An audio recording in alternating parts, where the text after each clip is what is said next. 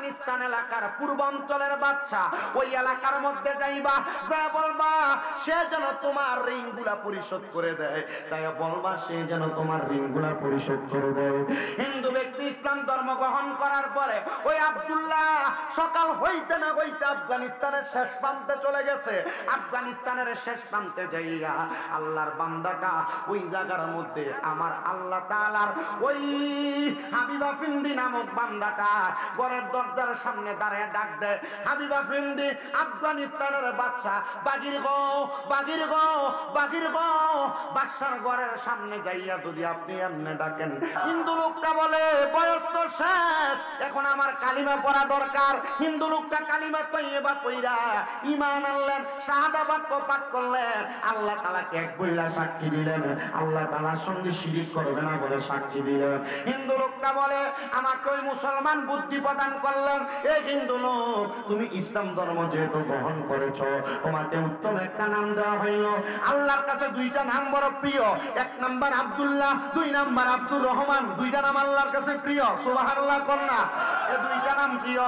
তোমাকে সর্বপ্রথম নাম আব্দুল্লাহ রাখা হইল, এখন থেকে তুমি 5 ওয়াক্ত নামাজ পড়বা, আর তোমার বিপদ থেকে উদ্ধার পাওয়ার জন্য তুমি আমার আল্লাহর দরবারে তাহাজ্জুদের নামাজটা আদায় করবা। ওই হিন্দু লোকটা নিজেই বর্ণনা করতেছে, আফগানিস্তানের মুসলমান নামক একটা বই বাংলাদেশে বের হয়েছে, ওই বইয়ের মধ্যে আমি পড়লাম ওই আফগানিস্তানের হিন্দু ব্যক্তি ইসলাম ধর্ম গ্রহণ করার পরে আমার আল্লাহ তাআলার কাছে তাহাজ্জুদের নামাজ পড়ে যখন দোয়া করে, তাহাজ্জুদের নামাজ পড়ছে 2 করে 4 রাকাত, 3 4 12 রাকাত সর্বনিম্ন নামাজ আদায় কইরা ওই বান্দা বলে আমি আল্লাহর কাছে চোখের পানি ফালায়া ফালায়া কাঁদতে লাগলাম। কান্না করতে করতে করতে করতে অনেকক্ষণ যখন আমি কান্না করলাম, হঠাৎ করে আমি দেখলাম আমি যেই ঘরের মধ্যে কান্না করতেছি, এই ঘরের মধ্যে হঠাৎ করে কোথা থেকে জানি একটা আলো আসছে, আলো আমার অন্ধকার ঘরটা আলোতে ঝলমল ঝলমল করতেছে। আমি আমার মাথা উঠাইলাম, কিন্তু আলোর পাওয়ার এত আমি আমার চোখ খুলতে পারলাম না। এমন টাইমে আমি আস্তে আস্তে করে চোখ খুলতেছি, আমি দেখলাম কে জানি আমার ঘরের মধ্যে হাজির হয়ে গেছে, ওনার চেহারাটা সাদা কাপড় দ্বারা ঢাকনা দেওয়া। আমি জিজ্ঞাসা করলাম কে? উনি বলেন আমাকে তুমি চিনবা না রে, কেন তুমি তাহাজ্জুদের নামাজ পড়ে কান্দো? তিনি বলেন আমি কান্না করি, আমি আমার ঋণের জ্বালায় 3 মাস পর্যন্ত বড় বেকার ছিলাম, এখন আমি ইসলাম কবুল করেছি। বলে তুমি কান্না করো কেন, তুমি কান্নার কারণ কি? উনি বলেন আমি বড় ঋণগ্রস্ত, অভাবগ্রস্ত, আমি ঋণের জ্বালা সহ্য করতে পারি না, এই জন্য কান্না করি। তিনি বলতেছে ঋণ যেহেতু ঋণের জ্বালা সহ্য করতে পারো না, তাহলে তোমার ঋণ পরিশোধ করার জন্য আমি তোমার একটা রাস্তা দেখাইয়া দেই। আমার একটা গোলাম আছে, সুবহানাল্লাহ, আমার একটা প্রেমিক আছে, আমার একটা গোলাম আছে, ওই গোলামের নাম হলো হাবিবা ফিন্দি, আফগানিস্তান এলাকার পূর্বাঞ্চলের বাদশা। ওই এলাকার মধ্যে যাইবা, যা বলবা সে যেন তোমার ঋণগুলা পরিশোধ করে দেয়, তাই বলবা সে যেন তোমার ঋণগুলা পরিশোধ করে দেয়। হিন্দু ব্যক্তি ইসলাম ধর্ম গ্রহণ করার পরে ওই আব্দুল্লাহ সকাল হইতে না হইতে আফগানিস্তানের শেষ প্রান্তে চলে গেছে। আফগানিস্তানের শেষ প্রান্তে যাইয়া আল্লাহর বান্দাটা ওই জায়গার মধ্যে আমার আল্লাহ তাআলার ওই হাবিবা ফিন্দি নামক বান্দাটা ঘরের দরজার সামনে দাঁড়িয়ে ডাক দেয়, হাবিবা ফিন্দি আফগানিস্তানের বাদশা, বাগির গো বাগির গো বাগির গো। বাদশার ঘরের সামনে যাইয়া যদি আপনি এমনি ডাকেন, বাদশা কিন্তু বাগির হবে না। সর্বপ্রথম বাদশার যেই কোনো সেনাপতি আপনার সামনে আইসা কথা বলবে, বাদশার সেনাপতি আইসা ডাক দিয়া কয় কে রে তোমার এত সাহস? আফগানিস্তানের পূর্বাঞ্চলের বাচ্চা হাবিবা ফিন্দিকে নাম ধরে ধরে তার বাদশাদের সামনে তুমি ডাক দাও। এবার স্বর্ণকার বলে তুমি তোমার বাদশাকে বলো আমার পাওনা পরিশোধ করে দেওয়ার জন্য। উনি বলে আমাদের আফগানিস্তানের এই বাদশার এমন কোন খাসিয়ত নাই তার কাছে কেউ 1 দিরহামও পাওনা থাকবে। যাও যাও যাও, আমার বাদশা কারোর কাছে ঋণ নাই, তুমি এখান থেকে তাড়াতাড়ি চলে যাও। উনি বলেন না, আমি হাবিবা ফিন্দির কাছে কথা বলতে চাই, আমার ঋণগুলা পরিশোধ করাইতে চাই। এবার সেনাপতি বলেন না, তুমি এখান থেকে চলে যাও। হাবিবা ফিন্দি কারোর কাছে ঋণী, বাদশা মানুষ তো ঋণ থাকলেও পরিশোধ করে দেয়।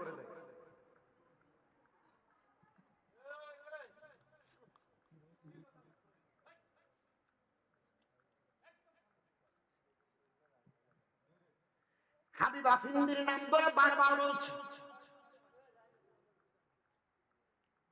ওই হিন্দু লোক ইসলাম গ্রহণ করছে, নাম কি? আব্দুল্লাহ। নাম কি? নাম কি? সেনাপতি সহ বাহিরে কথার হট্টগোলের আওয়াজ শুনে হাবিবা ফিন্দি কয়, কে রে বাহিরে?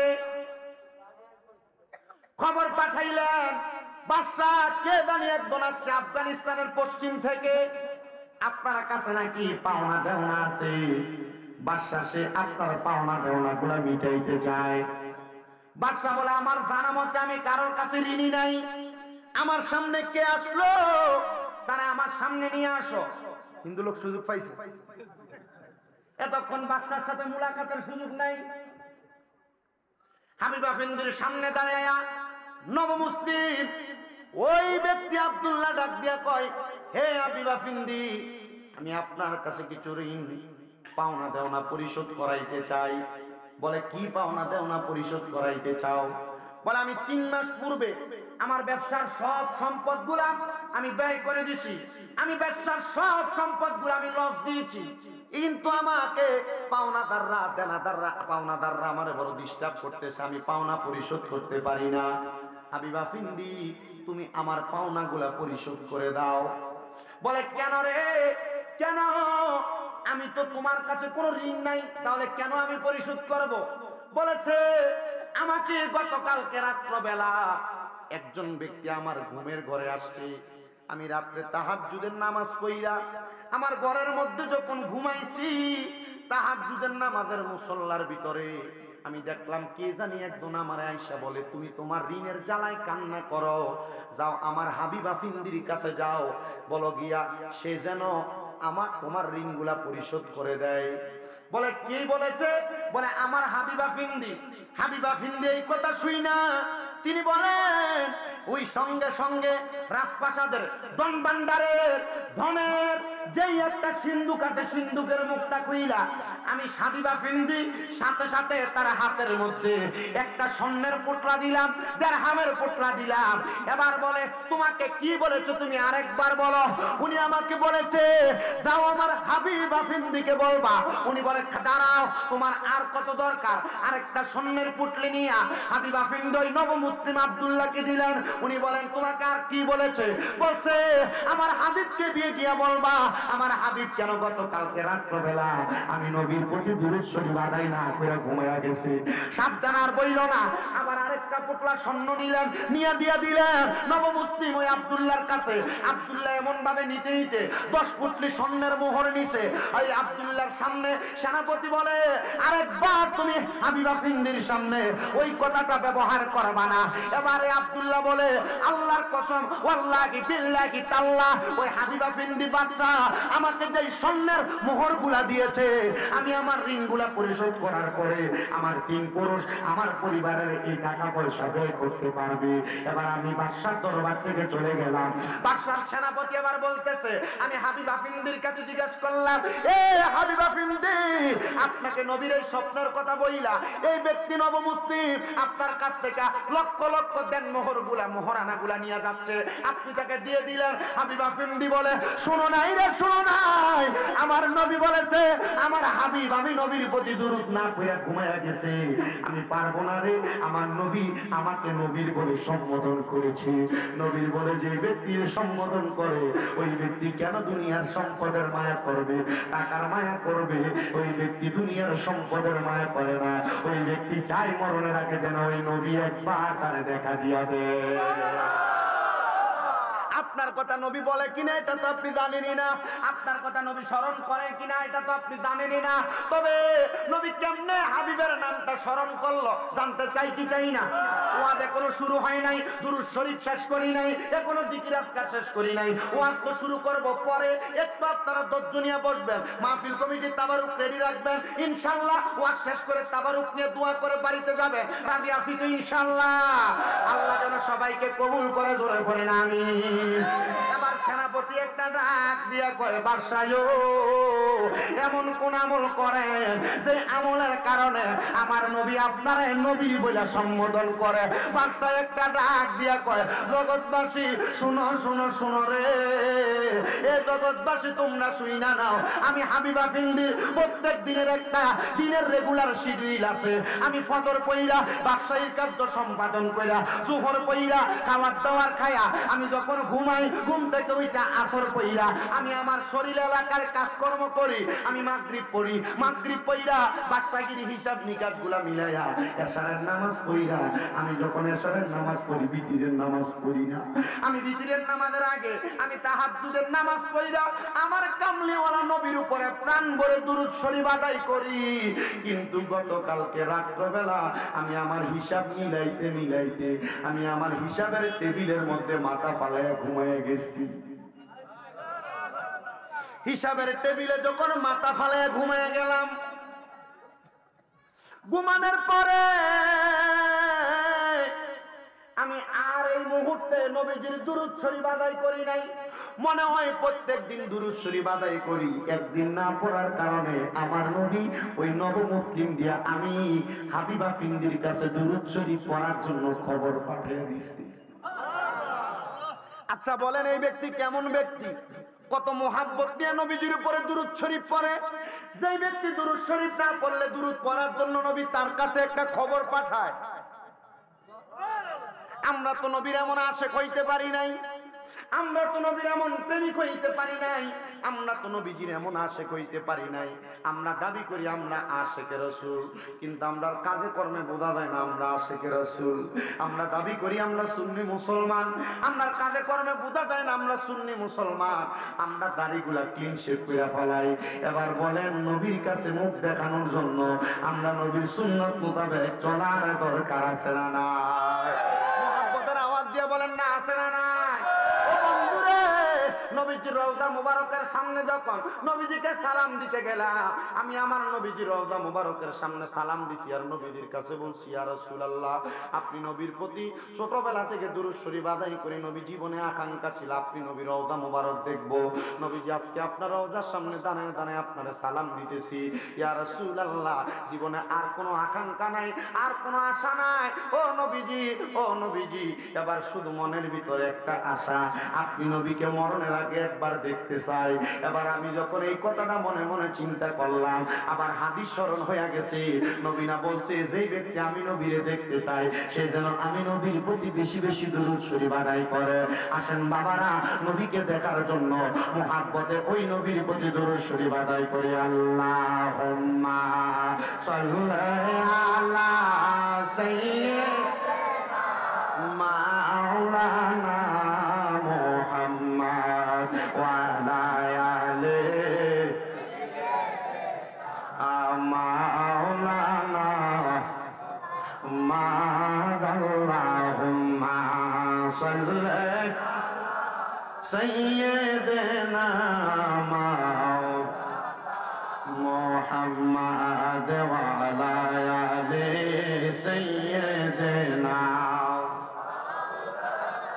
বলেন আমার জায়গা হবে নি, আমার মরা লাশের লাইগা, মসজিদের পাশে আমার কবর দিও, কইরাই আমার জায়গা হবে নি, আমার জায়গা হবে নি, আমার মরা লাশের লাইগা, মসজিদের পাশে আমার কবর দিও, কইরাই আমার জায়গা হবে নি।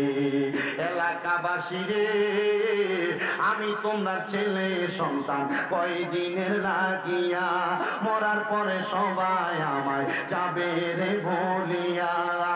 চারিজনে চারি কান্দা লইয়া, চারিজনে চারি, জোরে বলেন না, চারিজনে চারি কান্দা লইয়া দিবা কবরে না, মায়ায় আমার জায়গা হবে নি, আমার জায়গা হবে নি, আমার মরা লাশের লাইগা মসজিদের পাশে আমার কবর দিও কইরাই আমার জায়গা হবে এলাকাবাসী রে আমি যেদিন যাব মারা দুনিয়া ছাড়িয়া রঙিন জামা কাপড় সবই নিবারে খুলিয়া বলে এলাকাবাসী রে আমি যেদিন যাব মারা দুনিয়া ছাড়িয়া রঙিন জামা কাপড় সবই নিবারে খুলিয়া সাদা আমার কিনি কাপড় আমায় সাদা রামাই সাদা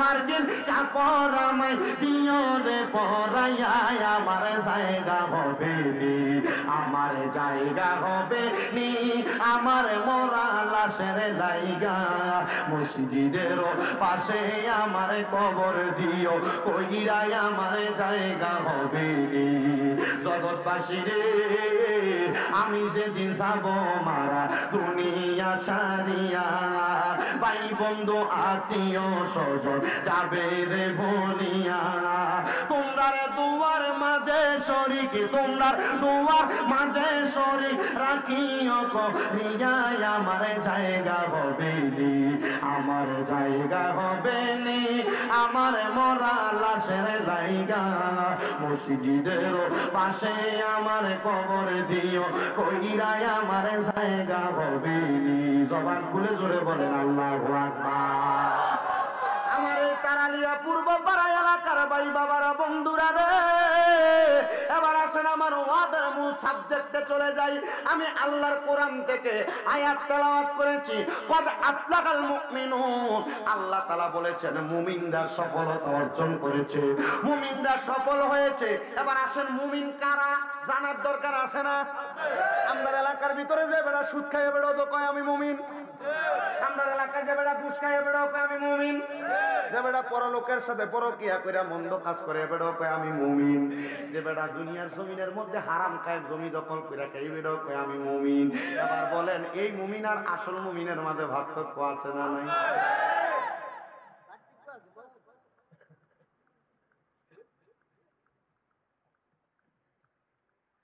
আল্লাহ কোন মুমিন সফল কাম এবার আমার আল্লাহ তাআলা কয় ওই মুমিন যারা নামাজের প্রতি বিনয়ী হইছে সুবহানাল্লাহ আপনি আল্লাহু আকবার বলে নামাজে দাঁড়াইছেন মশারারে আল্লাহু আকবার বলে নামাজে দাঁড়াইছেন পোলাপান দুষ্টামি করে এই দুষ্টামি করিস না এই ঠিক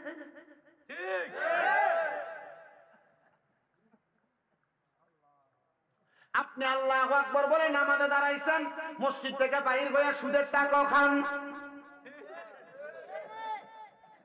আপনি আল্লাহু আকবার বলে নামাজে দাঁড়াইছেন আপনার বউ বেপরদাভাবে হাজীগঞ্জ বাজারে ঘুরে এটা কিসের মুমিন এটা কিসের নামাজি আমার মনের ভিতরে বড় প্রশ্ন আল্লাহ তো ওই মুমিনের কথা কয় নাই যে মুমিন নামাজও পড়ে আবার বউরে বেপরদা গাঁডায়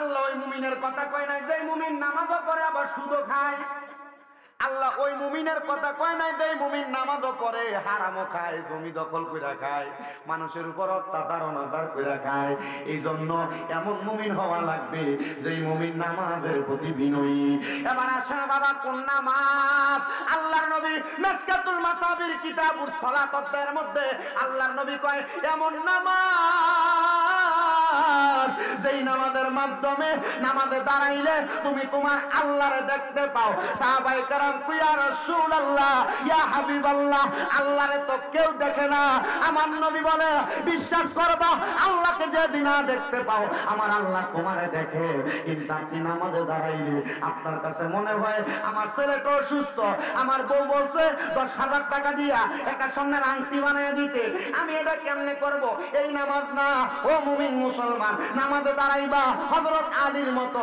হযরত আলী বলে নামাজে দাঁড়াইছি আহারে ওই কুফানগরীর কাফেরা আমি আলী রাদিয়াল্লাহু তাআলা আনহুর কদমের মধ্যে তীর মেরে দিছে আমি আলী রাদিয়াল্লাহু তাআলা আনহুর তীরটারে কেউটাই না খুলতে পারে না আল্লাহর হাবিব কয় আমার আলী যখন নামাজে দাঁড়াইবো আমার আলী নামাজে দাঁড়াইলে তোমরা তীরটা করবা হযরত আলী রাদিয়াল্লাহু তাআলা নামাজে দাঁড়ানোর আগে তীরটা খোলার জন্য কত চেষ্টা করা হয়। হযরত আলী রাদিয়াল্লাহু তাআলা আহ শব্দ করেন, কিন্তু হযরত আলী রাদিয়াল্লাহু তাআলা যখন এমন শব্দ করে, আমার নবী সাহাবায়ে কেরামকে বলে, তোমরা এখন আমার হযরত আলীকে ধরবা না।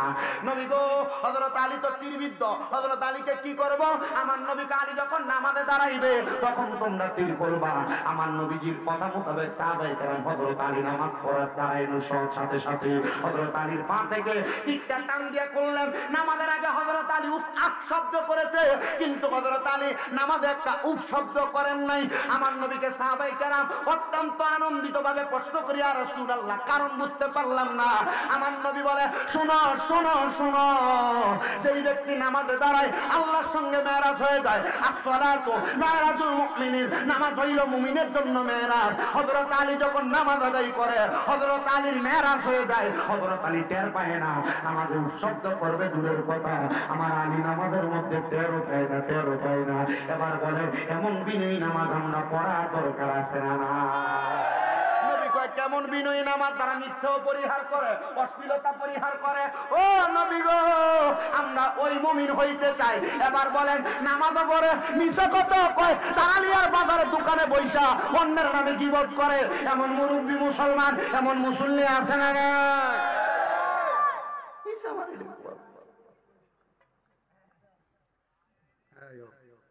আরো কিছু আনো না, ভাতও খাবো, এটা রাও চাই রাও।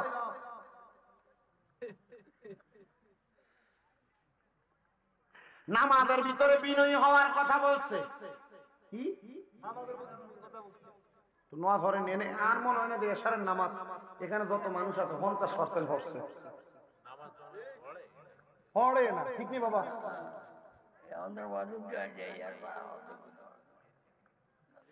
মুসলমান, একটা হাদিস শরীফ শোনাই, শুনবেন নি? কষ্ট হবে আপনাদের। হযরতে জুনদুব ইবনে আব্দুল্লাহ রাদিয়াল্লাহু তাআলা হাদিস বর্ণনা করতেছে। তিনি বলেন, আমার সামনে হঠাৎ করে একজন ইহুদি আগমন করলো। কে? ইহুদি আইসা আমি জুনদুব ইবনে আব্দুল্লাহকে বসলো, নামাজ কেন পড়ো? আমি জুনদুব ইবনে আব্দুল্লাহ বললাম, আমি নামাজ পড়ি আমার আল্লাহ তাআলার আযাব থেকে বাঁচার জন্য। ভালো কথা। জুনদুব ইবনে আব্দুল্লাহ কি ইহুদি বলল, আযাব বলতে কি বুঝো? বলে, আযাব বলতে কি বুঝি? শোনো, ওই ইহুদি আযাব ওইটাকে বলে যেটার ব্যথা যখন তুমি নিবা, তোমার সন্তান তোমার আযাবের ভাগ নিবে না, তোমার ছেলে ভাগ নিবে না, মেয়ে ভাগ নিবে না, আত্মীয় স্বজন ভাগ নিবে না। এটা বড় যন্ত্রণাদায়ক, বড় কষ্ট। ইহুদিটা ওইখান থেকে চলে গেলেন। উনি বলেন, ইহুদিটা আমাকে আর কোনো প্রশ্ন করলেন না। পরের দিন আমি দেখলাম ওই ইহুদি আমি জুনদুব ইবনে আব্দুল্লাহর সামনে এসে কান্না করতেছে। আমি জিজ্ঞাইলাম, ইহুদি রে, কেন কান্না করো, কারণটা কি? ইহুদি আমারে কয়, জাহান্নাম কি জিনিস আমি গতকালকে রাত্রবেলা টের পাইছি। তোমার তো আমি জাহান্নামের বর্ণনাই দেই নাই, কেমনে টের পাইলা? জাহান্নামের বর্ণনা তো দেই নাই, টের পাইলা কেমনে রে ইহুদি? ইহুদি বলে, আমি বাড়িতে গেলাম, বাড়িতে যা বললাম, হে আমার স্ত্রী, তুমি আমার সামনে দাঁড়াও, আমার মেয়ে আমার সামনে দাঁড়াও, আমার ছেলে আমার সামনে দাঁড়াও। স্ত্রী, মেয়ে, ছেলে তিনজনকে সামনে দাঁড়ায়া বলে, হে আমার স্ত্রী, তুমি আমার সঙ্গে ঘরে প্রবেশ করো। স্ত্রীকে আমি ঘরে প্রবেশ করে জিজ্ঞাসা করলাম, তোমারে যে আমি খাওয়াই, তোমারে যে আমি পড়াই, আমাকে তো আমার এলাকার বাদশা, আমার এলাকার যিনি নেতা, উনি বলছে আমাকে তোমাদেরকে খাওয়ানোর কারণে, লালন পালন করার কারণে আমাকে ওনার বাড়িতে একটানা 30 দিন পর্যন্ত আগুনের উপর দৈনিক একবার হাঁটা লাগবে। কোথায়? আগুনের উপর দৈনিক একবার 30 দিন হাঁটা লাগবে। স্ত্রী, তুমি বলো তো, ওই আগুনের মধ্যে আমি বাদশাকে বললাম যে আমার স্ত্রীকে আমি খাওয়ান খোরাক দিছি, আমার স্ত্রী যদি 15 দিন হাঁটে, আমি যদি 15 দিন হাঁটি, আপনি মানবেন কিনা? বাদশা বলছে, ভাইয়া বলো। ইহুদি বলে, আমি মিথ্যা অপহাস দিয়ে আমি আমার বউকে প্রশ্ন করলাম। আমার বউ বলছে, তোমার দায়িত্ব তুমি খাওয়ানো, তুমি খাওয়াইছ, কিন্তু তোমার এই কষ্টের ভাগ আমি নিব না। আমি আমার বউকে বের করে দিলাম, সন্তানকে রাখলাম। হে আমার মেয়ে, আমাকে বাদশা বলেছে আমি যে তোমাদেরকে কষ্ট করে করে আইনা খাওয়াই, আমাকে বলছে আমাকে নাকি আরব সাগরের মধ্যে ছেড়ে দেওয়া হবে মাছ পানতে, আমাকে নাকি ওখান থেকে সাঁতার কেটে কেটে আসতে হবে। আমি বলছিলাম যদি আমার আমরা 4 জন হই, আমাদের পথটা কি একটু কইমা আরব সাগরের পারে আমাদেরকে ছাড়বেন? বলছে হ্যাঁ। সন্তান তুমি কি আমার এই ভাগটা নিবা? মেয়ে বলছে না, আমি নিব না। আমি আমার ছেলেকে ডাক দিলাম, ছেলেকে বললাম বাদশা আমাকে বলছে আমি যে তোমরা বাদশার বাড়িতে কাজ করেই না খাওয়াই, আমি একটা অন্যায় করার কারণে বাদশা আমার শরীরের মধ্যে 100টা চাবুকের আঘাত দিবে, তুমি কি মানবা? এই 100 চাবুকের আঘাত থেকে আমি চাই তোমরা 25 করে ভাগ করে নাও, আমি 25টা নেই, তোমরা মানবা? সন্তান বলে বাবা আপনি বলেছেন, আপনার এইটা আমি মানতে পারলাম না, কারণ আপনি বাবা, আপনার দায়িত্ব আমারে খাওয়ানো, আমারে পড়ানো। আব্বাজান আপনি আপনার এই কষ্টের ভাগ নিবেন, আমরা পারবো না। ইহুদি চোখের পানি ছাইরা ডাক দিয়া কয় নবীর সাহাবী রে, ও দুন্দুব ইবনে আব্দুল্লাহ, আমি আমার বাড়িতে আমার বউকে জিগাইলাম আমার কষ্টের আযাবের ভাগ নিবে কিনা, আমি আমার সন্তানকে জিগাইলাম আমার চাবুকের আঘাত নিবে কিনা, আমার মেয়েকে জিজ্ঞাসা করলাম সমুদ্রের ভিতরে ফালাইয়া দিবে আমার সঙ্গে অর্ধেক রাস্তা সাঁতার কাটবে কিনা, আমার বউ রাজি হয় নাই, মেয়ে রাজি হয় নাই, ছেলে রাজি হয় নাই। হে সাহাবী, আমি বুঝতে দেরি করলাম না, দুনিয়ার জমিনে আমি এত মায়া, এত সম্পদ, এত কিছু আমি জোড়াইতেছি, আমার সন্তান, স্ত্রী, পুত্র আমার বাদ দিবে না।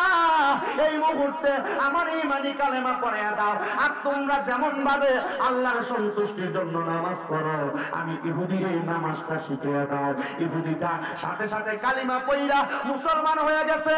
ও মুরব্বীরা, ও যুবকেরা, ও আমার পর্দার অন্তরালের মা বোনেরা, এখানে যারা আছেন, আপনার যে সন্তানরা আপনি সুদের টাকা খাওয়ান, ঘুষের টাকা খাওয়ান, হাতে নামাজ ছাইরা দিয়া আপনার সন্তান দেয় না খাওয়ান, ওই সন্তান আপনার এই বাজাবের ভাগ নিবে না, সন্তান ওই কবরের মধ্যে আপনাকে যা ভাগ দিবে ওই ভাগ নিবে না।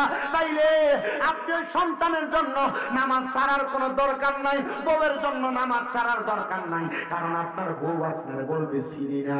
এবার বলে ওই কবরের আঘাত থেকে বাঁচার জন্য নামাজের প্রতি আমরা মনোযোগী হওয়ার দরকার আছে না? কথা যদি বুঝেন এই জায়গায় শেষ হওয়ার, আর যদি না বুঝেন সারা রাত বক বক করলে কাজ হবে না। আল্লাহ যেন এই কথার মাধ্যমে আমাদেরকে নামাজি বানায়, মুত্তাকি বানায়, হারাম থেকে দূরে রাখে, হালাল পথে রাখে। দূরে বলেন আমিন। সবাই মুহাম্মদ দুরূদ শরীফ বলেন আল্লাহুম্মা সাল্লি আলা সাইয়্যিদিনা মুহাম্মাদ নাবি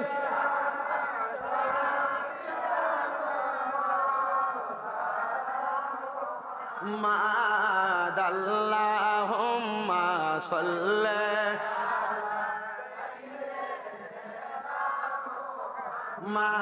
মাদানাবি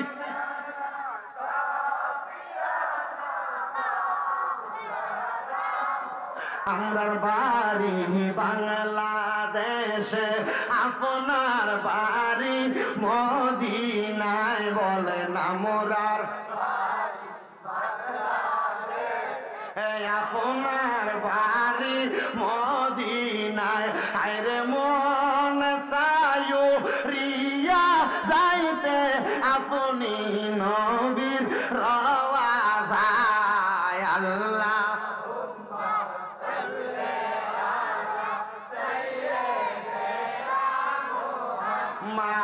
মাদনাবি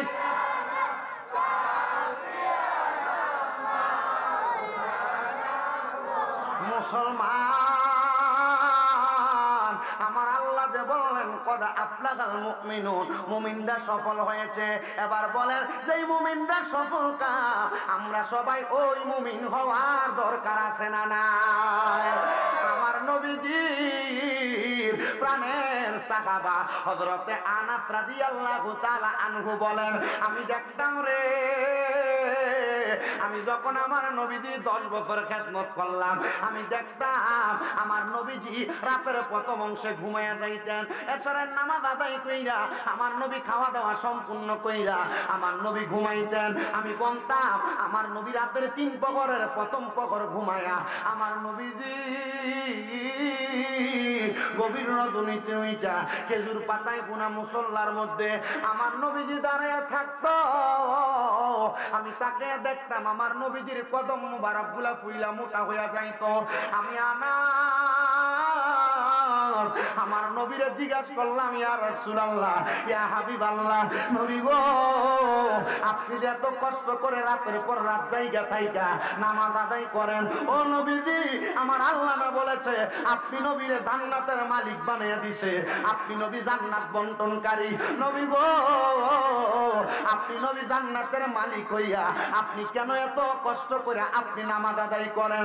আমার নবী কয়, হে আনাস, আমার উম্মতকে শিখাইবার লাইগা আমি দয়াল নবী এত কষ্ট করি।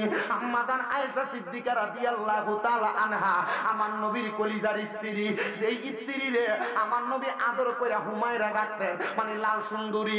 মা আয়েশা বলে, আমার নবীজি যেই দিন আমি আয়েশার ঘরের ভিতরে আসতো, আমি আয়েশা তাকে দেখতাম আমার নবীজি হঠাৎ করে আমার বিছানার মধ্যে নাই, রাতের শেষ অংশে আমি তাকে দেখতাম রে, আমার নবীজি আমার ঘরের একটা কন্যারে দাঁড়ায়া দাঁড়ায়া আমার নবীজি নামাজ আদায় করে, আমার নবীজি শ্রদ্ধার মধ্যে দেয়া দেয়া কান্দে। আমি আমার নবীরে জিজ্ঞাসা করলাম, ইয়া রাসূলুল্লাহ, এত কান্না করার কারণ কি? আমার আল্লাহ তো আপনি নবীর কথাই খুশি হইয়া যায়, আপনি নবীর কথায় আইন জারি করে দেয়, আপনি নবীজি কেন এত কান্নাকাটি করেন? আমার নবী কয়, আয়েশা,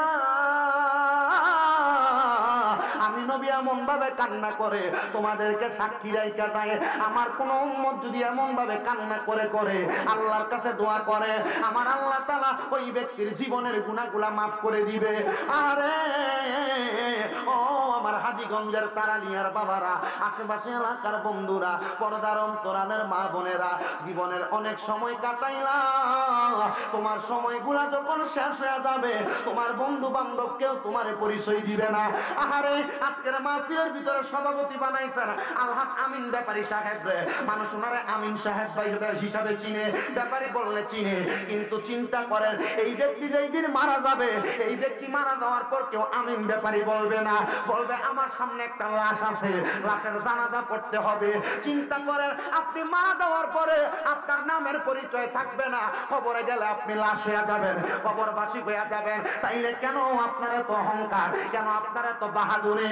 আমার নবী ডাক দিয়া কয়, আল্লাহর কোরআনের দিকে তাকিয়ে দেখো, আমার আল্লাহ বলেছেন, ইন্না বাতশা রাব্বিকা লাশাদীদ, নিশ্চয়ই আমার আল্লাহর ধরা হইল শক্ত ধরা। দুনিয়া থেকে কবরে যাওয়ার পরে আমার আল্লাহ যখন মিজান টানাইবো, আপনার নেক আমলগুলা যখন এক পাল্লায় দিব, বদ আমলগুলা এক পাল্লায় দিব, মিজান টানানোর সাথে সাথে নেক আমল এবং বদ আমলগুলার দিকে তাকায়া আপনি কান্না করতে থাকবেন আর বলবেন, আল্লাহ আমার নেক আমল নাই গো, আমার বদ আমলের মধ্যে ভরপুর হয়ে গেছে, আল্লাহ আমি বাঁচতে চাই, আমার আল্লাহ আপনারে বাঁচাইবে না। আল্লাহ বলবে, ওই সময় আমি কাহারের সুরুতটা ধরবো, আমি আল্লাহ যখন কোন মানুষকে আঁকড়াইয়া ধরবো, পাকড়াও করবো, ওই মানুষগুলা বাঁচতে পারবে না। কিন্তু আমার নবী কয়, ওই সময় আমি নবীকে আল্লাহ রহিম সুরুত দান করবে। জোরে জোরে বলেন সুবহানাল্লাহ, আর জবান খুলে বলেন না সুবহানাল্লাহ। যদি আমার আল্লাহ তাআলার কাহারের শুরু থেকে বাঁচতে চাও, আমার আল্লাহ তাআলা ফেরেশতা দিয়া তোমার যেমন ভাবে আঘাত করব, জাহান্নামের ফেরেশতারা আমার আল্লাহ তাআলা তাদেরকে দিয়া তোমাদেরকে কষ্ট দিব, আযাবের ফেরেশতা দিয়া কষ্ট দিব। তোমরা কি একটাবার চেষ্টা করো না ওই আযাব থেকে বাঁচার জন্য? দুনিয়ার মানুষ একটাবারও কি চিন্তা করেন না কেমনে ওই আযাব থেকে বাঁচবেন? হযরতে আল্লামা ইমাম গাফফারি রহমতুল্লাহ আলাইহি উনি নিজেই বর্ণনা করতেছে, হে জগতের মানুষ, আমার সামনে একবার একজন জাহান্নামের আগুনকে ভয় করা বান্দা হাজির হয়েছিল। কি ভয়? ইমাম গাফফারি বলে, জগৎবাসী শোনো রে, আমার সামনে ওই জাহান্নামী ব্যক্তিটা আইসা, জাহান্নামের স্বপ্ন দেখনেওয়ালা ব্যক্তিটা আইসা আমার কাছে একদিন কান্না করতেছে। আমি দেখলাম এমন ভাবে কান্দে, তার কান্নাটা বন্ধ হয় না। আমি জিজ্ঞাসা করলাম, কান্দো কেন, তোমার কান্নার কারণ কি? ওই ব্যক্তি বলে, আমি ইমাম গাজ্জালীর কদমের কাছে আইসা ডাক দিয়া বললাম, হুজুর, আমি সারা জীবন বুঝদার হওয়ার পর থেকে আমার কাজ হইল নেশা করা। কি করা? বালা কাম না খারাপ কাম? বালা কাম না খারাপ কাম? নেশা করে। আবার সমাজের ভিতরে দায়িত্ব খাড়ায় আসেনি। এবার মুখের ভিতরে সিগারেটের গন্ধ, এবার সর্দারি করে কথা বল না কেন?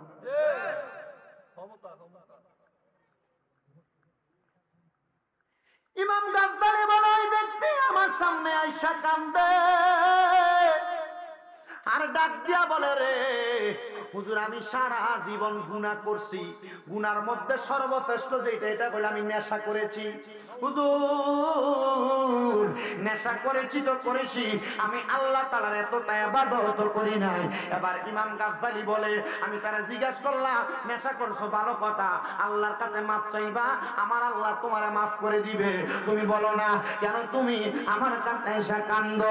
ওই ব্যক্তি ডাক দিয়ে কয়, হুজুর, আমি গতকালকে রাত্রবেলা ঘুমার ঘরে দেখলাম কে জানি আমার ডান পাটার মধ্যে বাম পাটার মধ্যে ধইরা আমার টানতে টানতে সামনের দিকে নিয়ে যায়।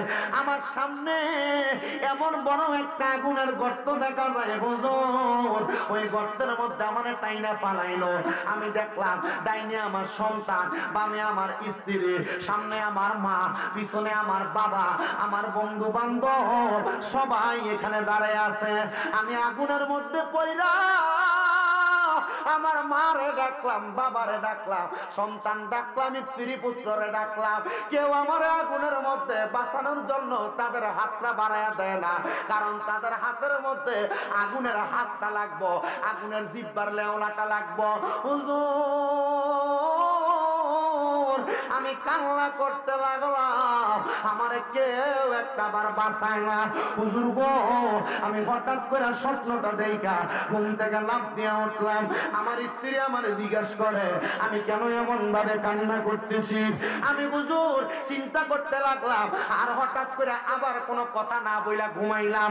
আমি দেখলাম যেই ব্যক্তি আমার বাম পায়ে দইরা টাইনা টাইনা আগুনের মধ্যে নিয়ে যায়, ওই ব্যক্তিরে জিজ্ঞাসা করলাম, হে আগুনে ফালানেওয়ালা ব্যক্তি, তুমি কি আমার একটা কথার জবাব দিবা? অন্য কোনো কথা না, আমারে কেন তুমি আগুনের দিকে নিয়ে যাও? আমার ওই ব্যক্তি উত্তর দিয়েছে, আমি নাকি নেশা করার কারণে আমার শরীরের অঙ্গ প্রত্যঙ্গের সব জায়গায় নেশা মানে হারাম খাবার চলে গেছে, এই জন্য আমার জাহান্নামের আগুনের মধ্যে ফালায়। আমি একবার, দুইবার, তিনবার, চারবার জিজ্ঞাসা করলাম, আমারে কেন আগুনে ফালাও? ওই ব্যক্তি বলতেছে, তুমি মারা যাওয়ার পরে তোমার যত সম্পদ আছে, এই সম্পদগুলা তুমি দুনিয়ার জমিনের মধ্যে রাইখা যাইবা। এই সম্পদগুলা তুমি দুনিয়াতে রাইখা যাওয়ার কারণে, এই সম্পদগুলার অপব্যবহারের কারণে আল্লাহ তাআলা তোমার আযাব প্রদান করবে। হুজুর, আমি কান্না করতে করতে করতে করতে আপনার কদমের মধ্যে আসছি, আমার মনের মধ্যে চিন্তায় আসলো, আমার মনের মধ্যে টেনশন আসলো। হুজুর, আমি আপনার কাছে আসলে একটা সমাধান পাবো। হুজুর, আমার সমাধান দেন, আমি কেমনে বাঁচবো? কারণ আমার আল্লাহ তাআলা ভয়ঙ্কর আযাব দিয়ে আমারে শাস্তি দিব। এবার ইমাম গাজ্জালী বলে, আমি তারে আমার সামনে আইনা তাড়াতাড়ি বললাম, পুকুরের মধ্যে নাইমা ওযু কইরা গোসল বানাইয়া তুমি আমার সঙ্গে ইবাদত করার জন্য আসো। ইবাদতে যখন প্রবেশ করলো, মদখোররা, নেশাখোররা দেখবেন একটা কোরাম আছে, একটারে মারলে 10টা ইয়ে,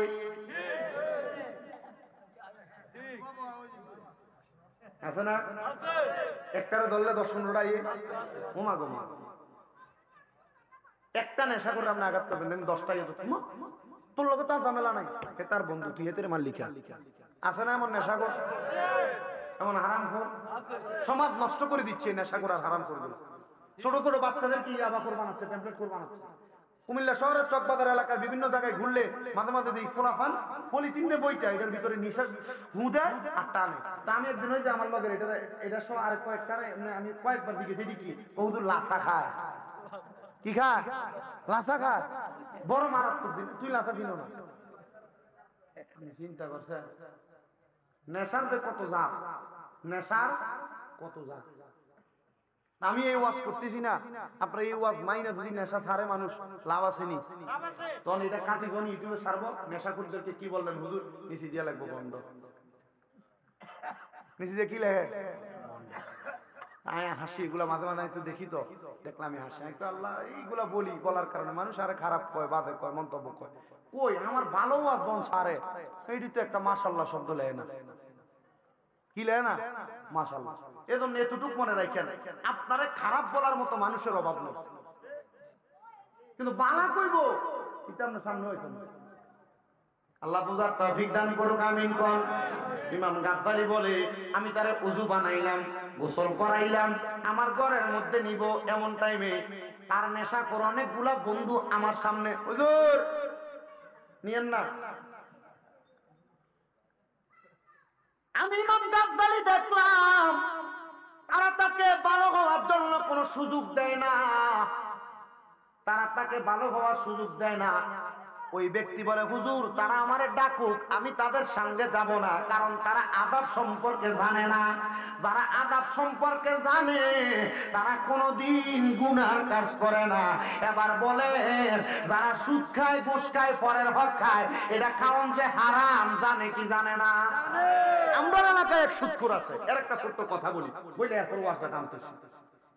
এ যে সুদ খায়, আমি এক সুদখোরের কাছে গল্প একটু জায়গা করে করছি, সরি ভালো মানুষ থেকে। এই বেটা ঋণের জ্বালায় আরেক সুদখোর থেকে কিছু টাকা নিছে, হে আমার কাছে জায়গার টাকা খুঁজতে আইসে আমারে কয়, আমার কথা একটু বোঝেন না, জায়গা তখন নিছি, এ বলতেছে কাকা তুমি আমার টাকাটা দাও। কইলাম কাকা আপনি না কইলেন আমার টাকা দলিল দেওয়ার পরে নিবেন। ও কাকা যখন শুনছে বাড়ি বিক্রি করে ফেলছি, এখন আমার এসে চাপ দিতেছে তাড়াতাড়ি টাকা দেওয়ার জন্য। আমি কইছি তোরে তো আমি টাকা দিতাম পারতাম না, তোর আসল যে টাকা এটা আমি দিব। কাকা হে আমার উত্তর দিছে কি জানেন? কি দিছে? কাকা তার লাখে বছরে 30,000 টাকা সুদ। কত? আমি যখন তারে বললাম যে কাকা আপনি আমার থেকে সুদের টাকা যেহেতু নিবেন, 30,000 টাকা 20,000 নিয়ে। কাকা ওই সুদখোর আমার কি উত্তর দিছে জানেন? আজি কি কইছে? কই আমারে কইছে আজ যে তুই সুদ খাইতেছি, আজ যে কবরে যামু, আল্লাহ কি মারতে আর একটা কম মারবো নি? ডেঞ্জারাস সুদখোর, চিন্তা করছেন? সুদখোর এবার উত্তর দেয় কি? যদি তোর তুই 10,000 টাকা কম নেই, আল্লাহ কি আর এই সুদ খাওয়ানোর কারণে কম মারবো দুইটা? সাংঘাতিক, এতে জানে আল্লাহ কবরে ফিরেবে, এত সুদ খায়। তাহলে এলাকার যেগুলো সুদ খায়, পরের হক মেরে মেরে খায়, মানুষের উপর অত্যাচার করে, মানুষের উপর জুলুম করে, এরা জানে এগুলা করলে আল্লাহ এদেরকে মাফ করবে না, এরা যাই না শুই না এমন বাজে কাজগুলো করে। মনে রাখবেন আল্লাহর দ্বারা, সত্য দ্বারা আল্লাহ যখন ধরবো আপনার আড্ডিগুলো করবো। এই জন্য দুনিয়ার জমিনে উপর মানুষের উপর জুলুম করা, অত্যাচার করা, হারাম খাওয়া, সুদ খাওয়া বন্ধ করেন, না সব দুনিয়াতে মাইন না খাইলেও কবরে দেবেন। ছাড়তো না, এ ছাড়বে না, এ জানে যাই নেই সুদ খায়, এ জানে যাই নাই ঘুষ খায়। তা আমার কথা হচ্ছে যাই নাই যেহেতু খাচ্ছে, এদেরকে আল্লাহ তাআলা শাস্তিটা কি দিব কন্ত? এই সুদখোরের এক নাম্বার একটা শাস্তি হলো আগুনের গরম একটা পাত্রে, লোহার পাত্রে গরম কইরা অন্যান্য জাহান্নামীর ফসা রক্ত আর পুষ্টি দিব কব খায়। দুনিয়াতে পানিতে একটু ময়লা ভরলেই খায় না, কিন্তু অন্য জাহান্নামীরা রক্ত পূজার লাগে খাওয়াইব। তো সুদখোররে দেখলে আমরা ডরে সালাম দেন, কারণ এতে ওই সহজ সাবধান, এটা কুত্তার চাইতে নিকৃষ্ট। কার চাইতে নিকৃষ্ট? ইমাম গাদ্দালি বলে আমি তাকে বললাম তুমি রাতের গভীরে আমার কাছে আসবা, আমি তোমারে হেদায়েত করে দিব। ইমাম গাদ্দালি বলেন আমি তারে এমন কথা বইলা তারে বাড়িতে পাঠিয়ে দিলাম। ওই ব্যক্তি বন্ধুদের পরচনায় পড়ে এই আবার বলছি মনোযোগ দেন, বন্ধুদের পরচনায় পড়ে ইমাম গাজ্জালির দরবার থেকে চলে গেছে। যাওয়ার পরে ওই দিন রাত্রবেলা নেশা করে ঘুমাইছে। আর ইমাম গাজ্জালি মসজিদে এর আগের জুমা ঘোষণা দিছিল, আমার এলাকায় যে নেশা করে, যেই ব্যক্তি হারাম খায়, পরের হক খায়, ওই ব্যক্তির জানাজার নামাজ আমি ইমাম গাজ্জালি পড়ব না, কারণ ওই ব্যক্তি বদকার। আর বর্তমান সমাজ ইমাম সাহেব যদি কয় সুদখোরের ঘরে ভাত খাইতো না, ইমামের চাকরি নটাও।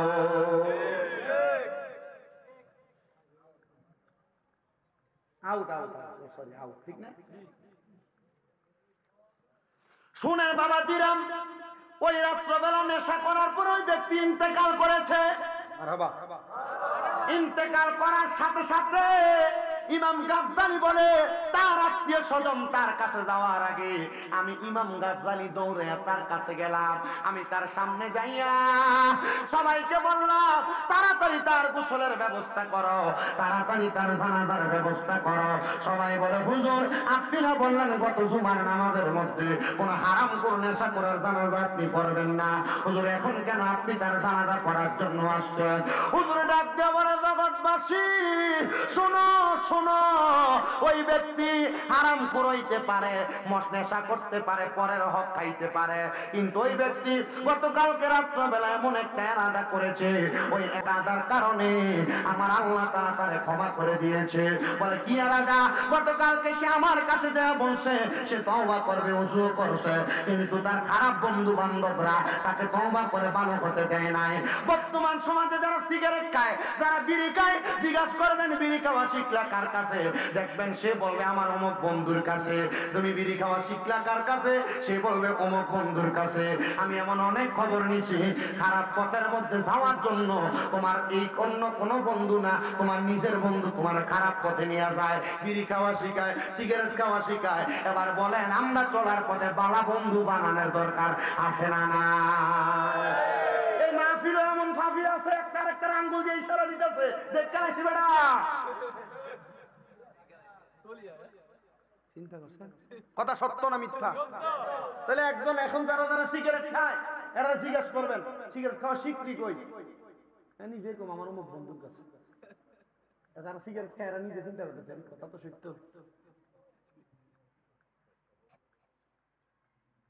আল্লাহ তাআলা আমাদেরকে বুঝার তৌফিক দান করুন, জোরে বলেন আমিন। এবার ইমাম গাজ্জালি রাহমাতুল্লাহ আলাইহি তার জানাজা পড়াইছেন, মারহাবা। জানাজা পড়াইয়া ইমাম গাজ্জালি রাহমাতুল্লাহ আলাইহি বলে তার কাফন দাফন করলাম, কিন্তু এলাকার সব মানুষ তার জানাজায় আসে নাই। এলাকার সব মানুষ তার জানাজায় আসে নাই, যারা জানাজার নামাজে আসে নাই আমি তাদেরকে প্রশ্ন করলাম তোমরা কেন তার জানাজা পড়লা না?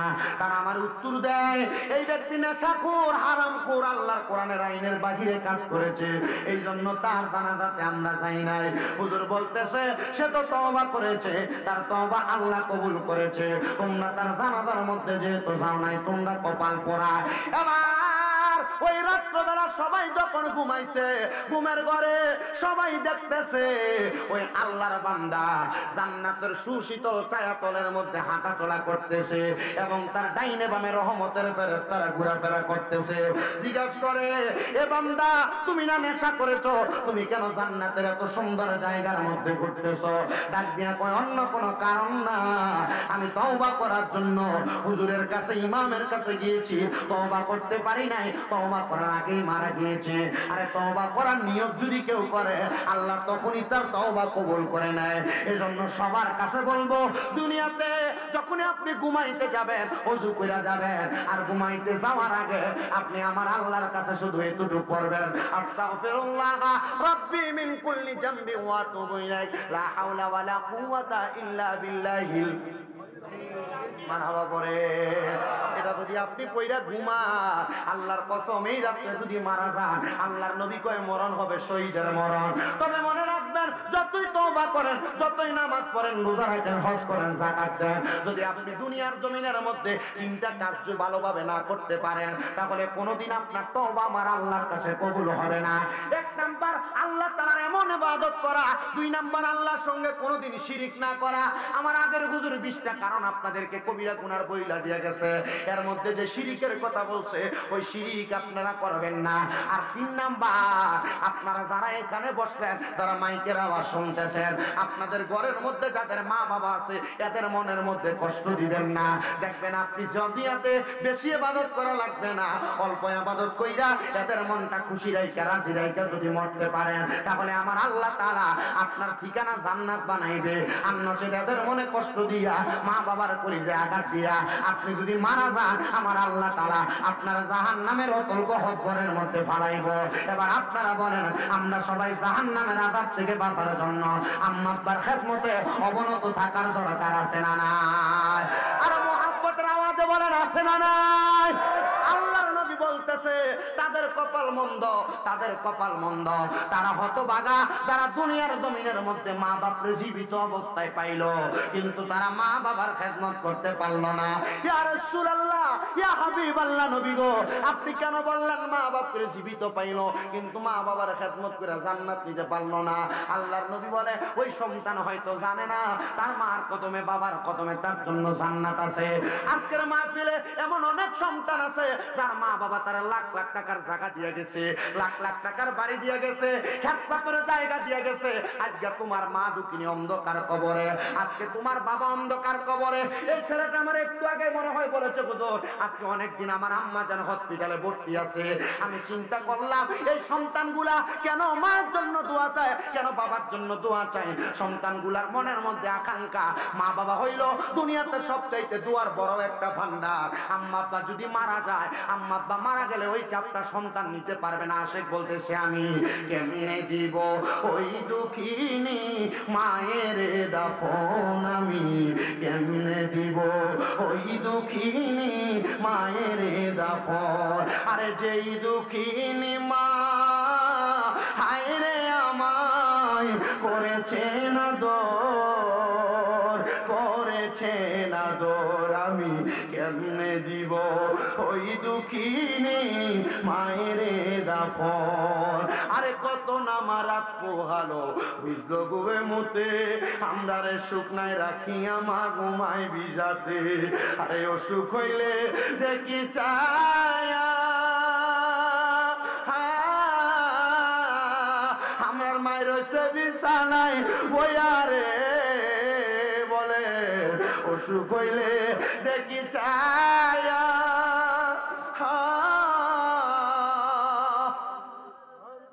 আমার মায়ের রয়েছে বিছানায় বইয়া রে, বলে আমায় আল্লাহ দাও গো লইয়া সন্তানের নিও না, দুঃখের দরদি আমার জনম দুঃখী মা, গর্ভধারিণী মা, জনম দুঃখিনী মা, দুঃখের দরদি আমার জনম দুঃখী মা।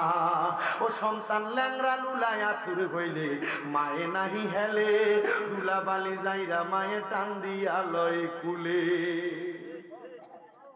আরে পুত্র যদি কুপুত্র হয় মায়ে নাহি হেলে, শত পাপ ডাইকা মায়ে টান দিয়া নেই কুলে। আল্লাহ এমন মাজার কবর দেশে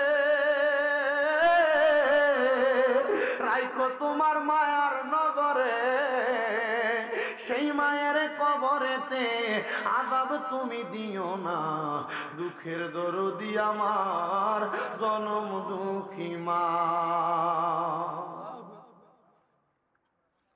তোমার মা নিজে নাকে তোমার খাওয়াইছে, আজকে তোমার মা কবরে, তোমার বাবা কবরে, তুমি সন্তানদের তাদের মতো আদর কেউ করে না।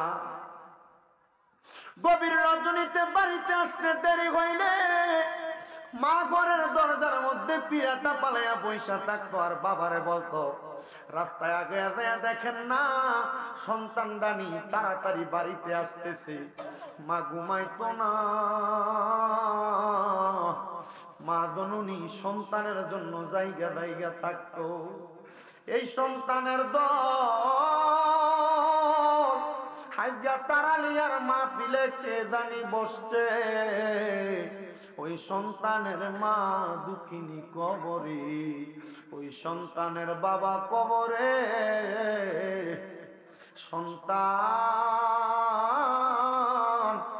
মা জননী নিজে না খায়া তোমারে খাওয়াইছে, বাদগুলা রাইখা দিত মা, বড় মাছের মাথাটা তুমি সন্তানের জন্য রাইখা দিত। আজকে মা অন্ধকার কবরে, মারে যদি বলতাম মা তুমি খাইছো নি গো মা, মা নিজে বলতো সন্তান তুমি খাইলে আমি মায়ের খাওয়ান হইয়া যায়। আজকে সন্তান ঘরে কত দামি দামি খানা রান্না হয়, কিন্তু তুমি তোমার মার মুখে একটু খানা তুলা দিতে পারো না।